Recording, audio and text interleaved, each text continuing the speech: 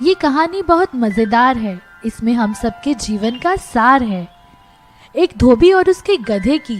वीरपुर में रहता था एक धोबी ढोलक चंद और उसका एक गधा गोलू। तू जो मेरे सुर में सुर मिला दे।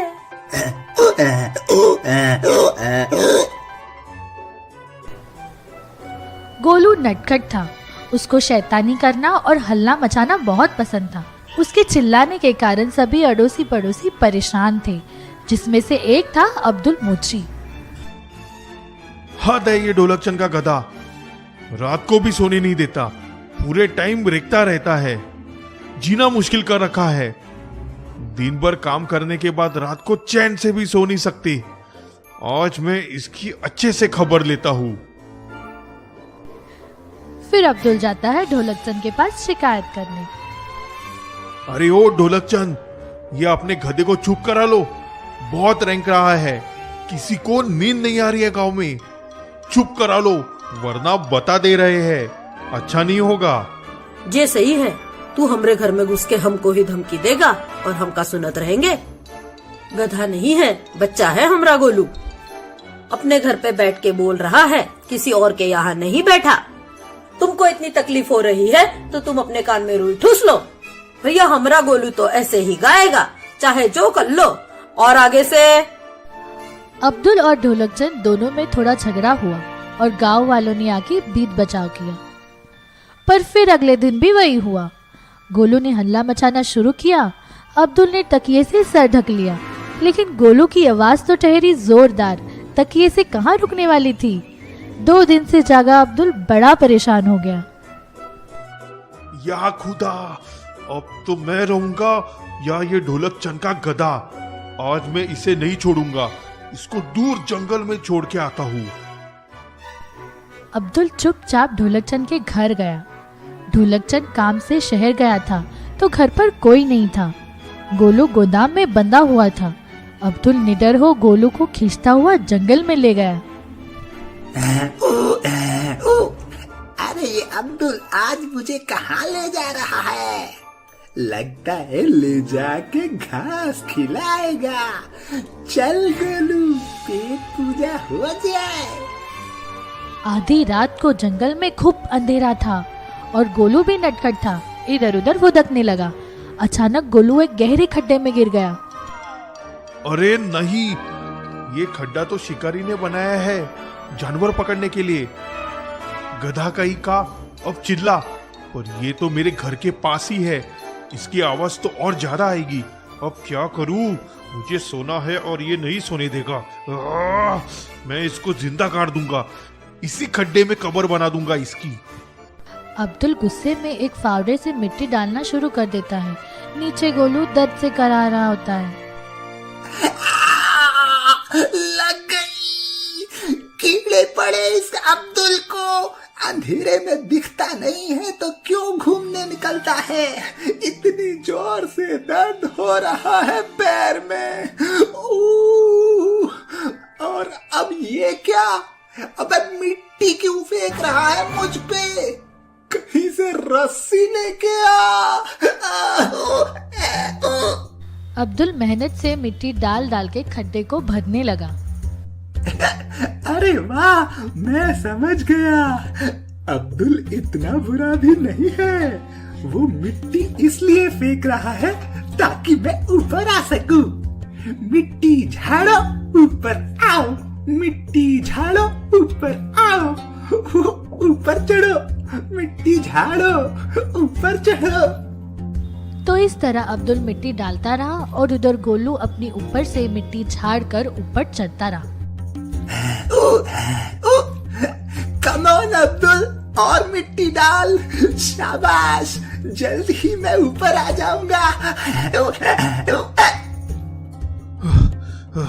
सारी मिट्टी डाल दूंगा, जल्दी ही खड्डा भर जाएगा और गधा मर जाएगा। सुबह होने वाली है, आज तो सोने नहीं मिला, पर कल चैन से सोऊंगा। अब्दुल मिट्टी डालता रहा, गोलू झाड़ता रहा, चढ़ता रहा। जल्दी ही लगभग पूरा खड्डा भरने आया और गोलू ऊपर पहुंच गया। अब्दुल ने गोलू को देखा और चौंक गया। या खुदा, ये क्या चमत्कार है। इस गधे को मैं मार रहा था पर ये तो जिंदा निकल आया। हे परवरदिगार, मैं तेरा इशारा समझ गया, तूने मुझे इस पाप से बचा लिया। फिर अब्दुल गोलू को वापस उसकी गोदाम ले आया और जहां से खोला था वही बांध दिया। गोलू को भी अब्दुल पे तरस आ गया और वो थोड़ा कम रेंकने लगा। तो बच्चों, इस कहानी से हमने ये सीखा कि अगर हम अपनी मुश्किलों को झाड़ के ऊपर चढ़ना सीख ले तो जरूर ऊपर उठ। मंटू अपनी आई बाबा के साथ रायपुर नाम के एक गांव में रहता था। मंटू बहुत शैतान था, पूरे दिन उधम करता रहता।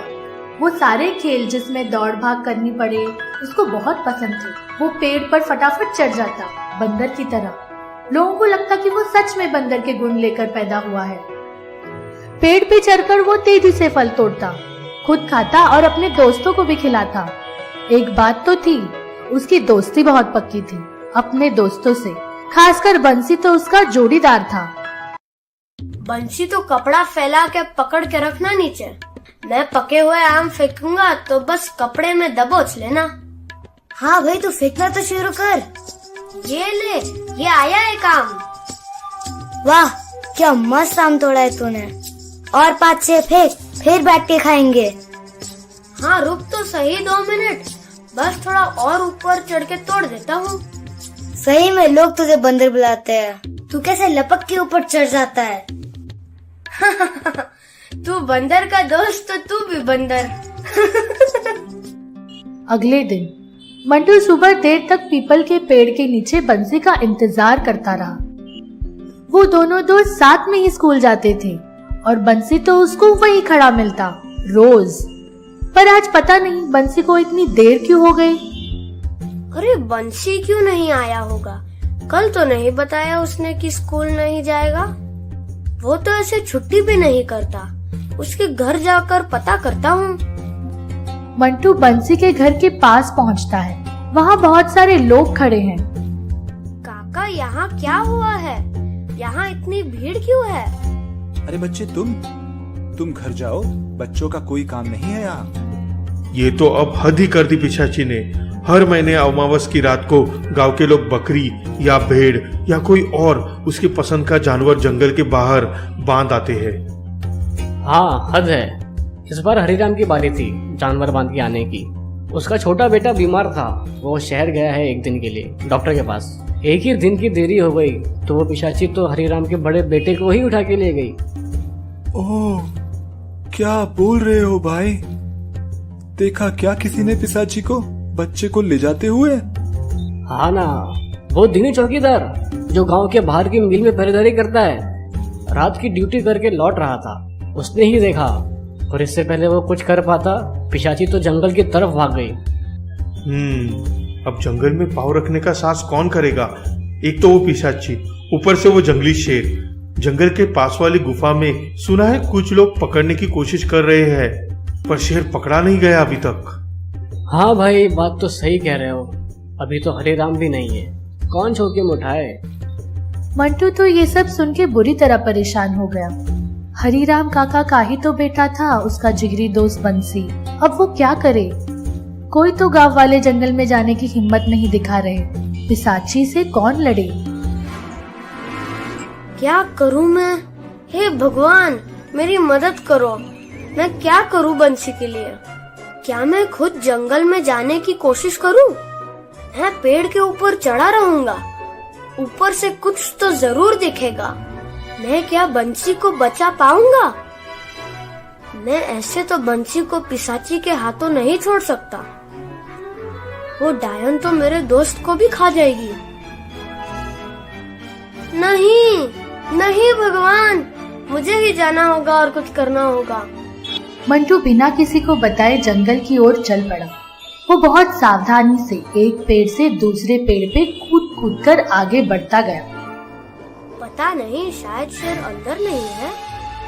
अगर शेर आया तो मैं कोने में छुपकर ये पत्थर हिला दूंगा, फिर बड़ा पत्थर गिर जाएगा और गुफा का मुंह बंद हो जाएगा और शेर को अंदर कैद कर लूंगा।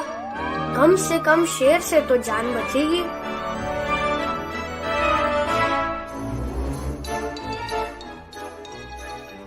जंगल में झोपड़ी, क्या यही पिशाची डायन की होगी? क्या करूं, अंदर जाऊं क्या? तभी उसको नीचे से शेर के दहाड़ने की आवाज आती है। नीचे देखा तो शेर गुफा के अंदर चला गया। ये सब देखकर मंटू को एक तरकीब आती है। मंटू नीचे उतरता है, गुफा से थोड़ी दूर झोपड़ी के पास चलना शुरू करता है और फिर जोर जोर से रोने लगता है। मैं कहाँ आ गया हूँ, कोई मदद करो। थोड़ी दूर पे पिशाची उसकी आवाज सुनती है और उसके पास आ जाती है। क्या हुआ बच्चे, रो क्यों रहे हो? सही सुना था गांव वालों से, यही पिशाची डायन होगी।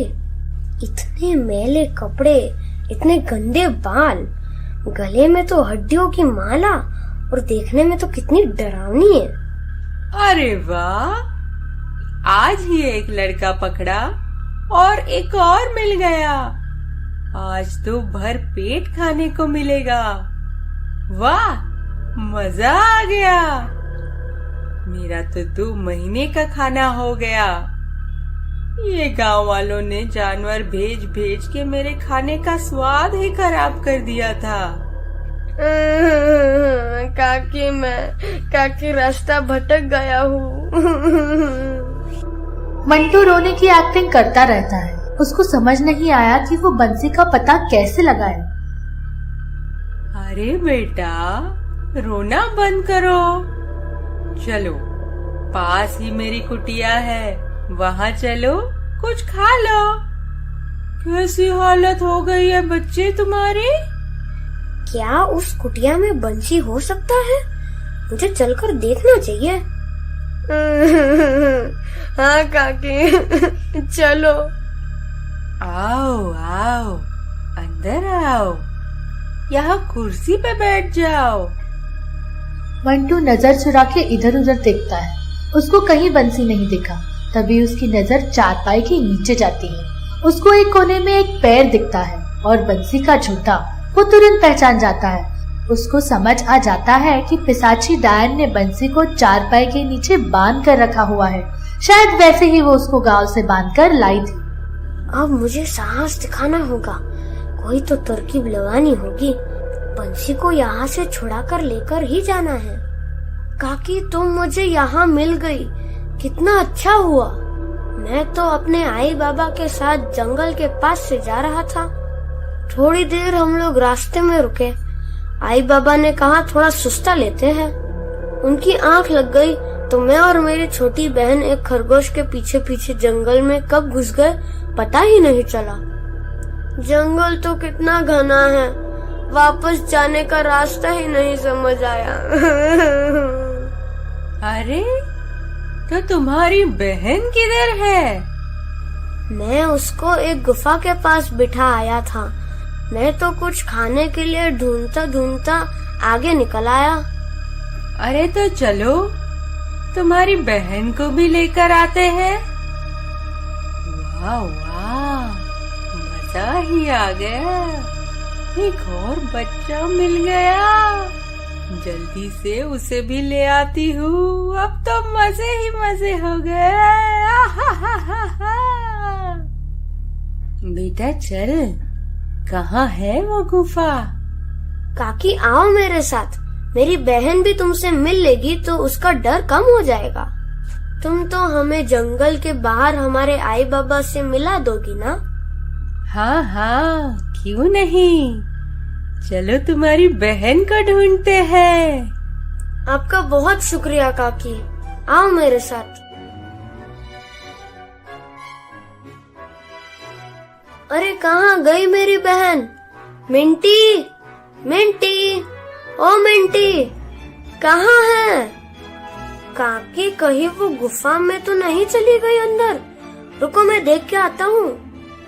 तुम यहीं रुको, मैं देखती हूँ। यहीं रुकना, हाँ, जाना नहीं कहीं।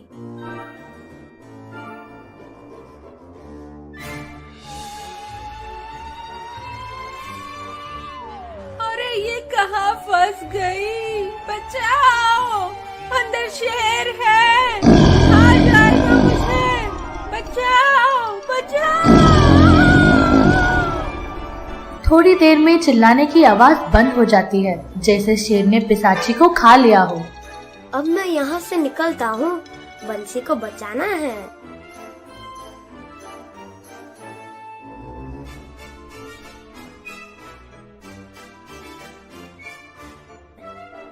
अरे ये तो बहुत बुरी डायन निकली। मेरे दोस्त को कितनी बुरी तरह से बांधा है।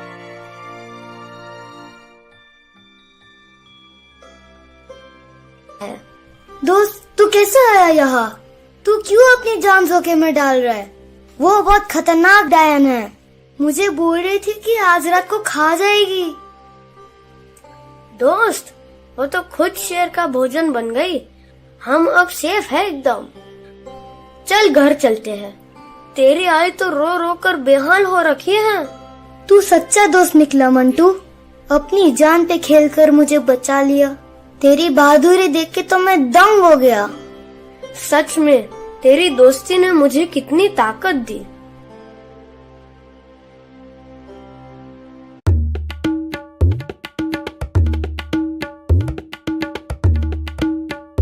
ये बहुत पुरानी कहानी है, एक गांव की, वीरपुर।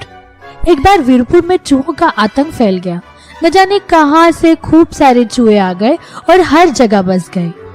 देखते ही देखते चूहे इतने सारे हो गए कि सबका जीना मुश्किल हो गया। चूहे खेत में सारा अनाज खा जाते, दुकान में चावल के, दाल के, सबके बोरे कुतर कुतर के सब खराब कर देते। लोग अपने घरों में भी परेशान थे। किसी की साड़ी कट गई तो किसी का पैजामा। सब कुछ होते हुए भी सब गांव वाले फटे कपड़ों में घूमते थे। चूहे भी ऐसे खतरनाक थे, गांव की सारी बिल्लियां तक उनसे घबरा के भाग गई। गांव वाले चूहे के पिंजरे लगाते तो उसमें फंसता कोई नहीं, पर पिंजरे के तार तक चूहे काट देते। इतने पैने दांत थे उनके, ये साधारण चूहे नहीं थे। अब तो गांव वालों ने भी हार मान ली थी, वो कर भी क्या सकते थे। एक दिन उस गांव में एक मुसाफिर आया। वो अजीब सा दिखता था, एक ऊंची सी टोपी सिर पे और जादूगर वाली पोशाक। उसने सब गांव वालों को इकट्ठा किया और पंचायत की सभा बुलाई। नमस्कार वीरपुर वासियों, मेरा नाम है जंगीरा। मैं बहुत दूर से आया हूँ और आपके गांव की मुश्किल का हल लेके आया हूँ। मुझे पता है कि यहाँ चूहों का आतंक है और मैं इस गांव को इससे मुक्त कर सकता हूँ। अगर आप लोग तैयार हैं, तो मैं गांव में एक भी चूहे नहीं रहने दूंगा, गारंटी के साथ। अच्छा, हम इस गांव के मुखिया हैं, पर देखो हमारी भी जेब फटी हुई है। तुम बताओ ऐसी कौन सी दवाई मारोगे और कितने दिन लगेंगे? दवाई? नहीं, कोई दवाई नहीं है। दवाई से चूहे मरते नहीं हैं और शक्तिशाली हो जाते हैं। मेरा इलाज बिल्कुल अलग है और करीब 1 घंटे में सारे चूहे गायब कर दूंगा। आप बात तो बहुत अच्छी कर रहे हो, पर माल कितना लोगे? चूहे गांव का बहुत नुकसान कर देते हैं, ये सब बच जाएगा। मेरे पापा ने कहा है, बेटा तुम्हारे हाथ में हुनर है तो कुछ मुफ्त में मत करना। इस काम का मैं सिर्फ 50 स्वर्ण मुद्राएं लूंगा। 50 स्वर्ण मुद्रा? हाँ, मेरे हिसाब से इतना नुकसान तो हफ्ते भर में ही हो जाता है पूरे गांव का। मुमकिन है, लेकिन फिर भी चूहे खत्म नहीं हुए तो? मैं पैसा पूरा काम करने के बाद ही लूंगा, और एक भी चूहा बच जाए तो 1 पैसा मत देना।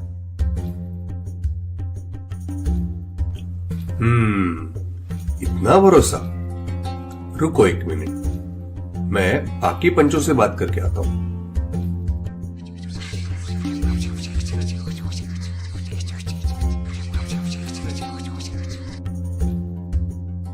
ठीक है भाई जंगीड़ा, हम लोगों को आपका प्रस्ताव पसंद आया।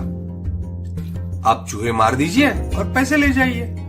बहुत आतंक है, बताओ कब करोगे? तो बात पक्की फिर, और नेक काम में देरी कैसी? चलो अभी शुरू करते हैं। वाह वाह, जरूर जरूर। फिर जंगीरा ने अपनी बांसुरी निकाली और बजानी शुरू की। जंगीरा की बांसुरी में जैसे जादू था। वो बांसुरी बजाता गया और हर घर, खेत, दुकान, सब जगह से चूहे निकल निकल के उसके पास आने लगे। वो मैदान में आके नाचने लगे। सब चूहों की आंखें बंद थी। आंख बंद करके वो नाच रहे थे। सारे चूहे इकट्ठा होने के बाद जंगीरा ने चलना शुरू किया। चूहे भी मंत्रमुग्ध हो उसके पीछे पीछे चलने लगे नाचते नाचते। जंगीरा चलते चलते नदी तक पहुंच गया। वो नदी के अंदर जाने लगा। गांव वालों ने देखा कि चूहे भी पानी के अंदर जा रहे थे उसके पीछे। मौत का भय भी इनको रोक नहीं सका। जंगीरा नदी में काफी अंदर तक चला गया और सारे चूहे उसके साथ पानी में चले गए। सब चूहे पानी में सांस न लेने की वजह से मर गए। फिर जंगीरा वापस गांव वालों के पास आ गया। लो जी, हो गया आपका काम। सारे चूहे नष्ट हो गए। अब इस गांव में कोई फटे कपड़े पहन के नहीं घूमेगा। मेरा काम हो गया। अब आप मुझे मेरा पैसा दो तो मैं चलता हूँ। वाह वाह जंगीड़ा, तुम्हारी बांसुरी में तो सचमुच जादू है। पहले तो हमें बिल्कुल यकीन नहीं हुआ था कि ऐसा भी मुमकिन है। हमने तो ऐसे ही हाँ कर दी थी, वरना 50 स्वर्ण मुद्राएं बहुत ज्यादा रकम होती है और तुम्हारे लिए भी तो बस थोड़ी देर का काम था। एक काम करो, तुम ये 2 स्वर्ण मुद्राएं ले लो। अभी भी काफी ज्यादा है। पूरा मुनाफा है तुम्हारा। खुश रहो। कर दी ना नेताओं वाली बात। पंचायत के सामने बात पक्की हुई थी और सबने देखा था। मैंने अपना वादा पूरा किया है 100%। आप ये ठीक नहीं कर रहे हैं। रुको जंगीड़ा, मैं अपने पंचों से बात करता हूं।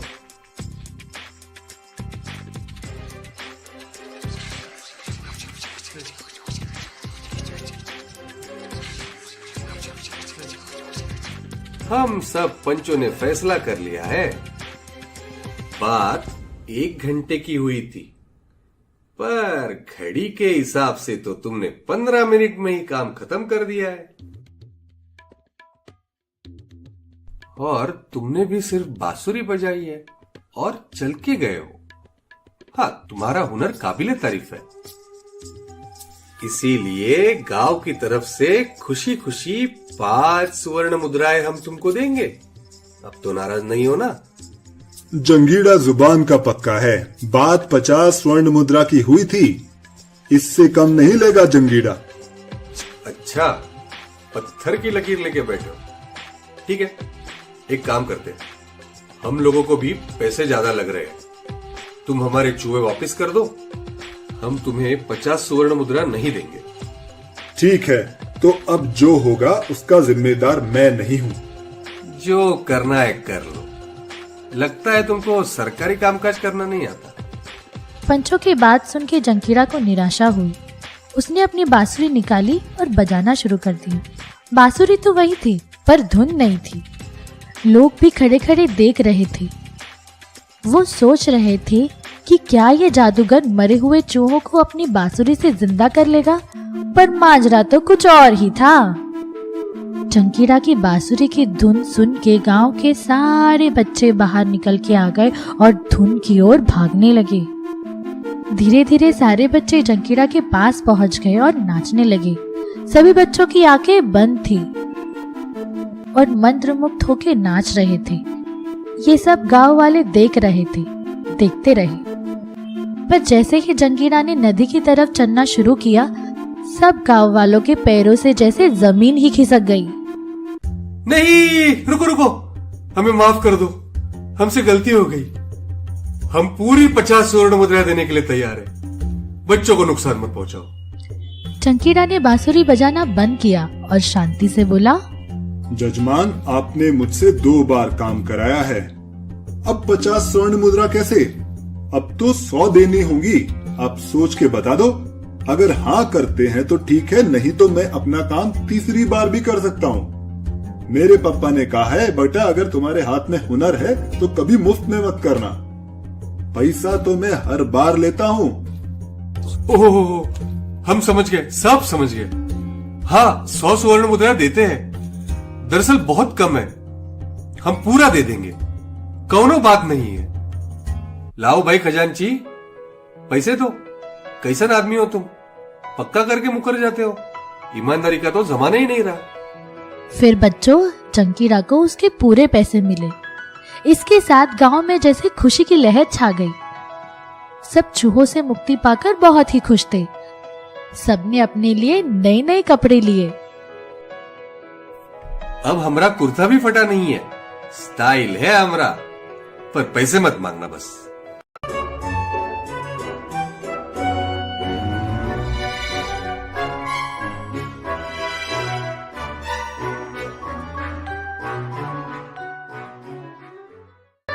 दूर देश में पहाड़ों से घिरा एक गांव था, खजूरगढ़। उस गांव में एक लड़का रहता था। वो पूरे दिन खाता रहता और बस आराम करता, कोई काम नहीं करता। जहाँ भी खाने की खुशबू आती, वो तो उधर ही खिंचा चला जाता। लड्डू, खीर, पूरी, हलवा और कोल्ड ड्रिंक्स उसको बहुत पसंद थे। वो खा खा कर मोटा हो गया था। लोगों ने उसका नाम प्यार से रख दिया था पेटू लाल। उठ जा पेटू, दिन चढ़ाया है, तुझे स्कूल नहीं जाना? माँ, आज तो संक्रांति की छुट्टी है। तो उठ के नहा धो ले, तुझे पतंग नहीं उड़ानी है? इतनी जल्दी कौन उठता है? मैं तो छत पर जाके फिर से लेट जाता हूँ।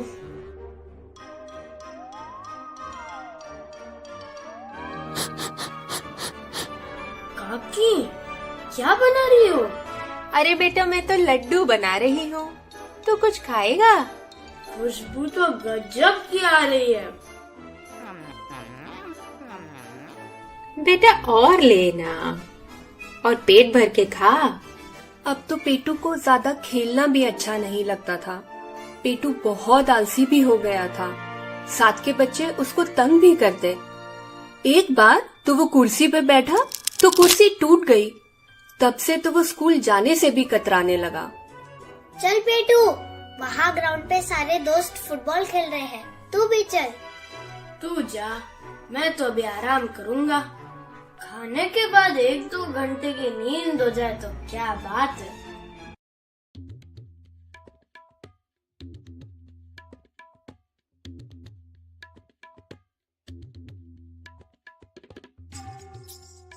अलख निरंजन, बेटा सुनो, मैं बहुत प्यासा हूँ, थोड़ा पानी मिलेगा?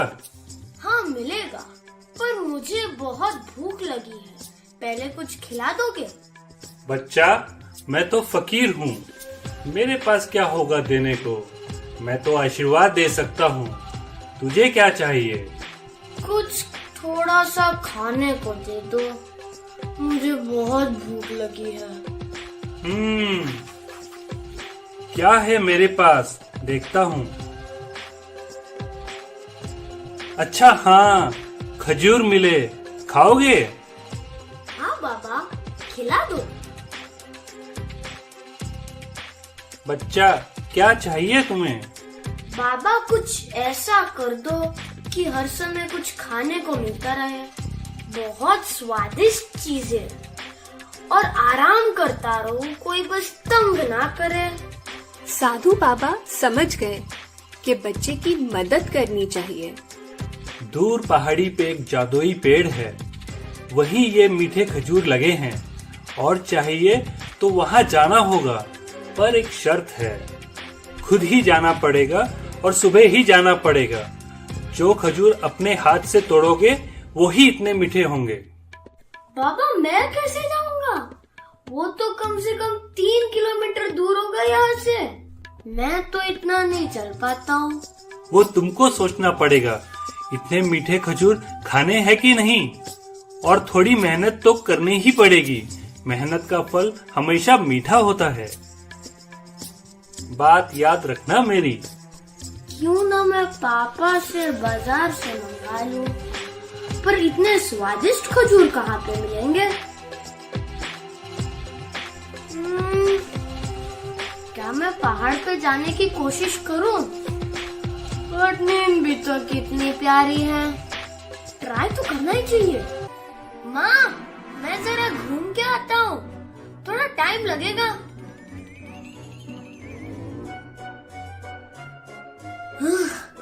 शायद आने ही वाला होगा पेड़। साधु बाबा ने जो रास्ता बताया था वो उस पे चलता रहा। लगभग 1 घंटे बाद उसको वो पहाड़ी पे खड़ा एक खजूर का पेड़ दिखा। उसकी तो खुशी की कोई सीमा ही नहीं रही। अरे कुछ खाने का मन कर रहा है, देखो क्या रखा है जेब में।